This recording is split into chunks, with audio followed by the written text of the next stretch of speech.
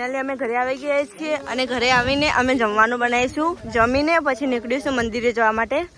અને આ લોકો વાતો કરે છે થોડી ઘણી. શું વાતો કરે છે ખબર નહીં, પણ હું તમને બતાવી દઉં. અહીંયા અમે ઉપર રહીએ છીએ. આ અમારું ઘર છે. હવે ઘરે જમવાનું બનાવીશું, જમીશું અને પછી નીકળીશું મંદિરે જવા માટે. કયા મંદિરે જવાનું એ તો મને નહીં ખબર. અમે જાશો પાતરિયા હનુમાન, પછી જાશો જોગણીનાથ અને પછી મારા માંડવી જવાની ઈચ્છા એનું હું એના પછી મારા પપ્પાને કેવું પડશે એવું. તો અમે ઘરેથી જમીન નીકળી ગયા હતા અને નીકળીને હવે અમે આવીએ છીએ એક મંદિરે આવે છે. કયું મંદિરે જાણવું? જોગણીનાથ છે. જોગણીનાથ. તો એ જોગણીનાથ આવ્યા છે અને ત્યાં કેવું હોય છે ખબર છે? કંઈ મતલબ કે સોપારી એવું કંઈક મોઢામાં હોય ને તો અલાઉડ નહીં હોતું. તો ત્યાં બધા મોઢું ધોઈને આવવાનું હોય છે. એટલે ત્યાં પરબ છે તો ત્યાં મતલબ કે મોઢું ધોઈને આવવાનું. અહીંયા અલાઉડ નહીં હોતું સોપારી કેવું કંઈ. એટલે એમાં જોગણીધામ કે શું? જોગણીનાથ મંદિર આવી ગયા છીએ. તો બધા હે ને દર્શન કરવા જોગણીનાથમાં જાય છે. ગાંધીધામ જોગણીનાથ. ચાવી પહેલા ચાવી જુઓ. તો આ છે 64 જોગણી. નહીં બોલું કમ્પ્લીટ 64 ગણેલી. આ 64 જોગણીમાં 64 જોગણીના નામ છે. એવું આ 64 જોગણીમાં નામ વિશાલાક્ષી, સમૃદ્ધિ, નિવૃત્તિ, શ્રદ્ધા, સ્વાહા. શું હે ઇતિહાસ? ઇતિહાસમાં આનું સ્થાપના 64 જોગણી માતાજીના મંદિરનું નિર્માણ ગાંધીધામમાંથી લક્ષ્મણદાસ આહુજા અને તેમના ધર્મપત્ની મોહિનીબેન આહુજા તરફથી શ્રી નરસિંહગીરી અને શ્રી વિશ્વાગીરી બાપજીની પૂજા અને 2004માં કરવામાં આવેલી છે. 64 જોગણી. એમની હનુમાનજી મંદિર અને શ્રી ગણેશ અને આ 64 જોગણી માતાજી. જય માતાજી. જેમ હું ફટાફટ બોલી દઉં.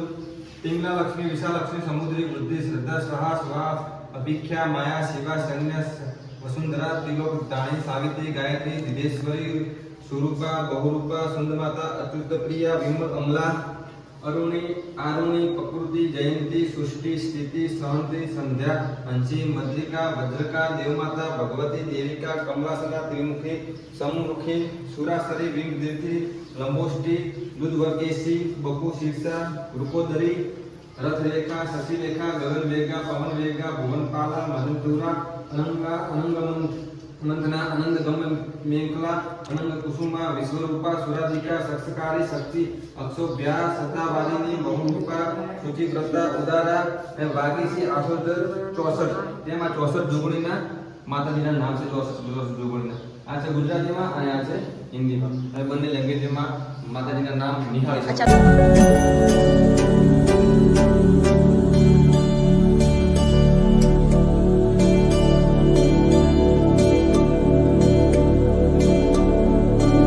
તો અમે 64 જોગણીથી નીકળી ગયા છીએ અને હવે અમે જઈએ છીએ વસ્ત્રાલ ટેકરી. અને જે કચ્છનું બહુ જ પ્રખ્યાત છે.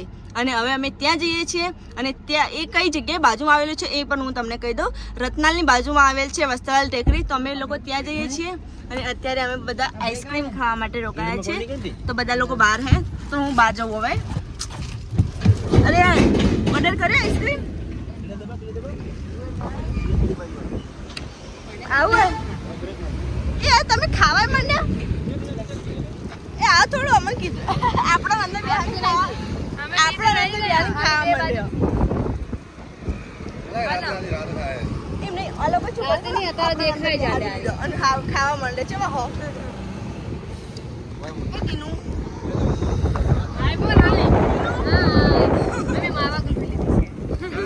અમારા વગર એકલા ખાવા માંડે.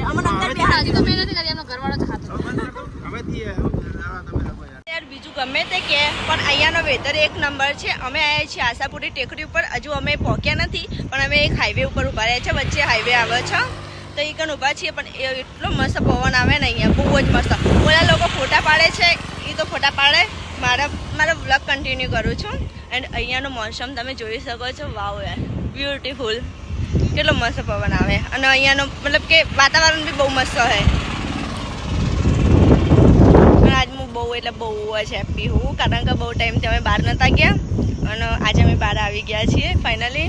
અને મને ફરવા જવાની બહુ ઈચ્છા હતી પણ અમે ક્યાંય ગયા નહોતા. એટલે આમનો ટીની બેનને ગાડી લાવવાની હતી ને એટલે અમે અહીંયા મતલબ ગાડી બી લેવડાવવા આવી ગયા અને ફરવા બી આવી ગયા.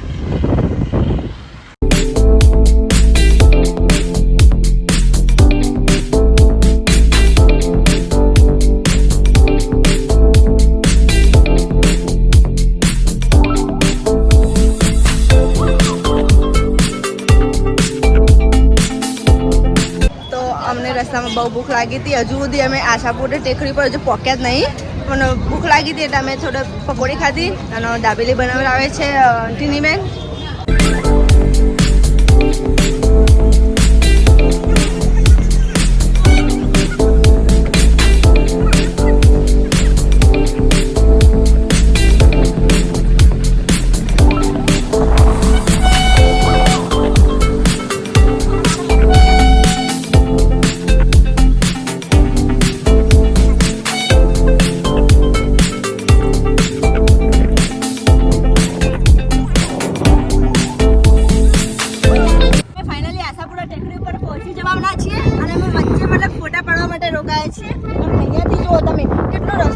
ક્રિટિકલ છે ને, ઉપર ચડે એવું છે જ નહીં, કારણ કે જૂની ગાડીઓ તો ઉપર ચડી જ નહીં.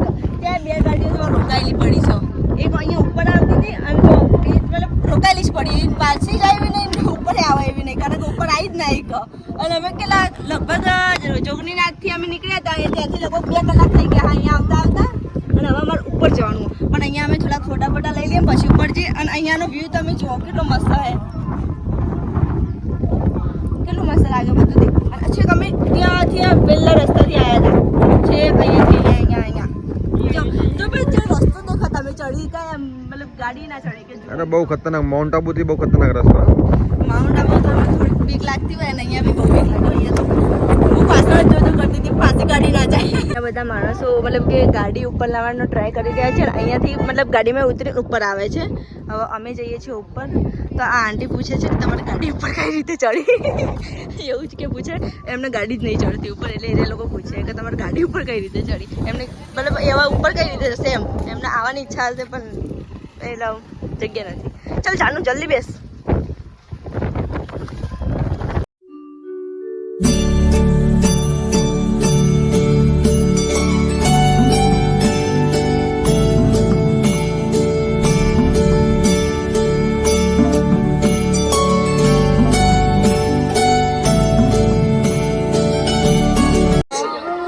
જે ચાલીને આવે એમના માટે હા પગથિયા, અને પેલી સાઈડ જે મતલબ ગાડીઓ લઈને આવતા હોય ને, તો અમુક ગાડી ઉપર ના આવી તો ત્યાં જ પાર્કિંગ કરીને મતલબ કે ચાલીને આવતા હોય. હા, અને ગાડીઓ આવી કઈ બધા ક્યાંથી આવતા.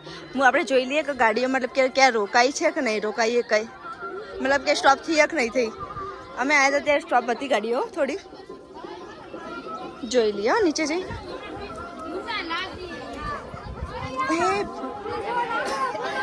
અહીંયાથી દેખાય દેખતો છે. હા, ગાડીઓ સ્ટોપ દેખો, 2 ગાડી સ્ટોપ હે. અમે ત્યાં રોકાયા હતા, દેખો ઉપર ઉભા હતા ને ત્યાં, અને આ 2 ગાડીઓ અહીંયા સ્ટોપ થઈ ગયો. ઢાળ ના ચડી કે ને, અહીંયા બહુ મોટો ઢાળ હે. પછી એક નીચે એક ગાડી હતી, પણ એ લગભગ દેખાતી નહીં અત્યારે.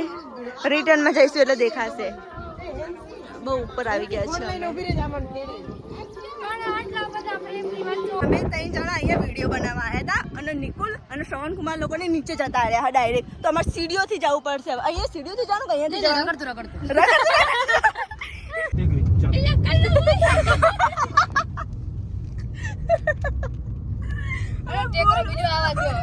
તો અમે આશાપુરા ટેકરી ઉપરથી અમે નીચે આવી ગયા છીએ, અને અમે લગભગ રસ્તામાં જ છીએ. અને હવે અમે જઈએ છીએ પાતળિયા હનુમાનજીના દર્શન કરવા માટે. પાતળિયા હનુમાનજીના દર્શન કરવા માટે અત્યારે અમે રસ્તામાં છીએ, અને લગભગ અત્યારે 8 વાગી ગયા છે. આ બોલવાનું બંધ જ નહીં કરતા. મારું લક્ષ્ય કઈ રીતે બનાવવાનું. હેલો, પાતળિયા હનુમાનજીના મંદિરે દર્શન કરવા માટે જઈએ છીએ, અને રસ્તામાં આવીએ છીએ. એટલો બખાડો થાય, એટલો બખાડો થાય, શું કરવું હવે. જય કેટલો પ્રેમ આવે. તો અમે હતા જો આજ તો આખો દિવસ અમે મંદિરના દર્શનો જ કર્યા છે. આજ તો આખો દિવસ અમે મંદિરના દર્શન જ કર્યા. કઈ જ યાદ નતા. દર્શન કરીને બહાર નીકળી ગયા છીએ, અને બધાના આંખોમાં ઊંઘ જ છે, કારણ કે મતલબ એક આખી નાઈટ જાગે છે અને આખો દિવસ, એટલે અત્યારે બધા જાય ડાયરેક્ટ સુઈ જશે. તાર નતું ખાવું પેલું ચવાણું. જા પપ્પા બોલાય.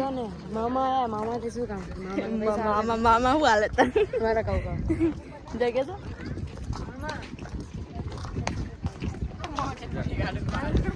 શું ખાવું એનું ખાવું ચટપટી ખાય. ચટપટી ચેવી આવે ચટપટી ચટપટી મમડા વાળી.